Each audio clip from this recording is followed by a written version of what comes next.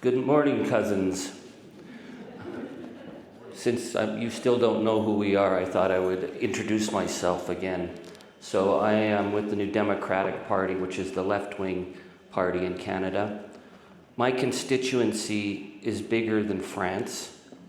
It is in northern Canada. All the mines that you fight against probably got the money from my communities. We are big mining country. Copper, gold, nickel. We had diamond mines, and yet beside the diamond mine, we had an impoverished indigenous community where the children had to take to the streets to get a school built. Think of Haiti at -40. That's the northern part of my constituency.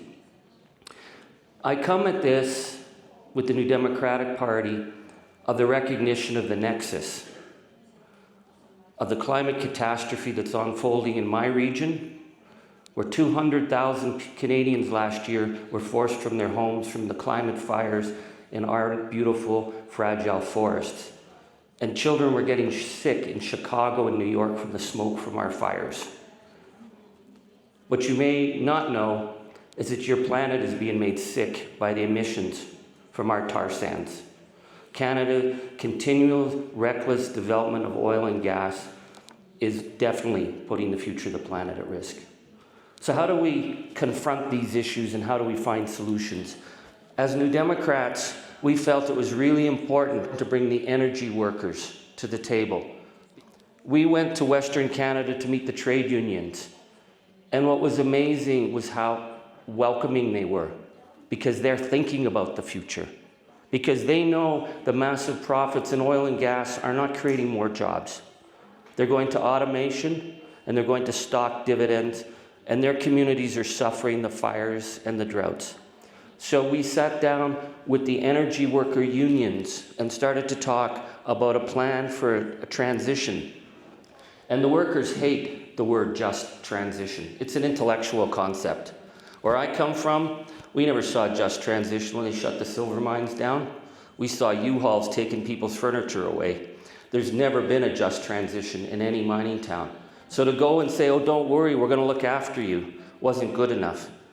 And so we built this plan and we negotiated with the government for investments, for sustainable jobs, that for tax credits like the Biden administration, and God, we beat the liberals with what Biden is doing again and again and again to say you have to meet what Biden is doing. But we said the tax credits have to guarantee good paying union jobs and training. That was a huge milestone of reassuring workers. We had a committee. The government was going to set up a legislative process to begin the transition. We said trade unions have to be at the table, because trade unions are representing the workers who are losing their jobs. And we have to say we're not leaving anybody behind.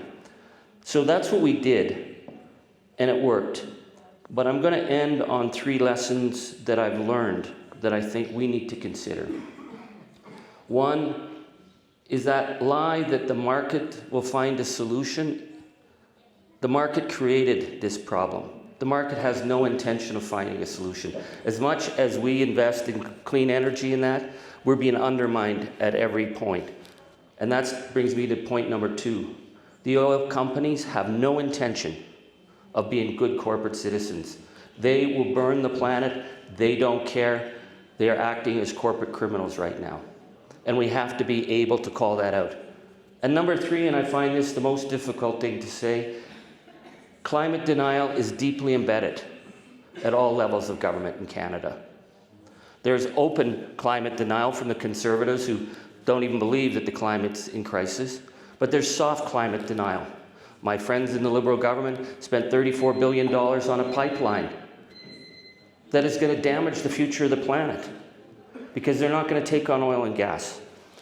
When I called out, I brought legislation to make illegal the lying done by the oil industry and the gas industry in their massive advertising campaigns.